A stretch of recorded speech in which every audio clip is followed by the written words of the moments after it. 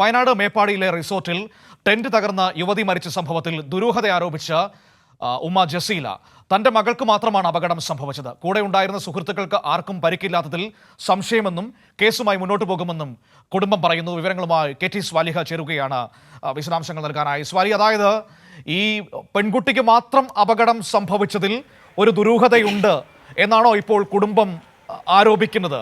അതുകൊണ്ട് തന്നെ കേസന്വേഷണവുമായി മുന്നോട്ട് പോകും എന്നതാണോ അവർ പറഞ്ഞു വെക്കുന്നത്?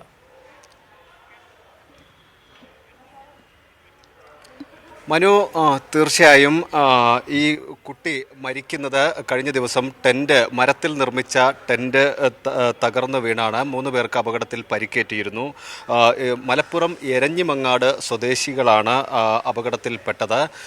ഈ സംഭവവുമായി ബന്ധപ്പെട്ട് ഈ കുട്ടിയോടൊപ്പം അന്നുണ്ടായിരുന്ന സുഹൃത്തുക്കളെക്കുറിച്ച് നേരത്തെ പരിചയമില്ല എന്നാണ് ഈ കുടുംബങ്ങൾ പറയുന്നത്. ഒട്ടും സുരക്ഷിതമല്ലാത്ത ഈ ഹോട്ടലിൽ എങ്ങനെയാണ്, ഈ ടെന്റിൽ എങ്ങനെയാണ് താമസിപ്പിക്കാൻ അനുമതി നൽകുന്നത് എന്നതിൽ സംശയമുണ്ട്.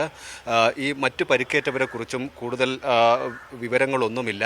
തൻ്റെ മകൾക്ക് മാത്രം ഇങ്ങനെ അപകടം പറ്റിയത് എന്തുകൊണ്ടാണ് എന്നതിൽ ഒരു വ്യക്തത ആവശ്യമുണ്ട്. തങ്ങൾക്ക് നീതി ലഭിക്കേണ്ടതുണ്ട്. ഈ സംശയങ്ങൾ നീക്കേണ്ട ഉത്തരവാദിത്വം അധികൃതർക്കുണ്ട് എന്നാണ് ഈ കുടുംബം പറയുന്നത്.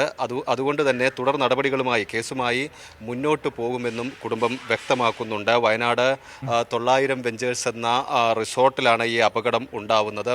ഒരാളാണ് മരിച്ചത്. 3 പേർക്ക് പരിക്കേൽക്കുകയും ചെയ്തിരുന്നു. മഴ പെയ്ത് മേൽക്കൂരയ്ക്ക് കനം കൂടിയതാണ് ഇത്തരത്തിൽ ടെന്റ് തകർന്നു വീഴാനുള്ള കാരണമായി പ്രാഥമികമായ അന്വേഷണത്തിൽ കണ്ടെത്തിയിരുന്നത്. മനു, സ്വാലിഹ വിവരങ്ങൾ നൽകിയത്.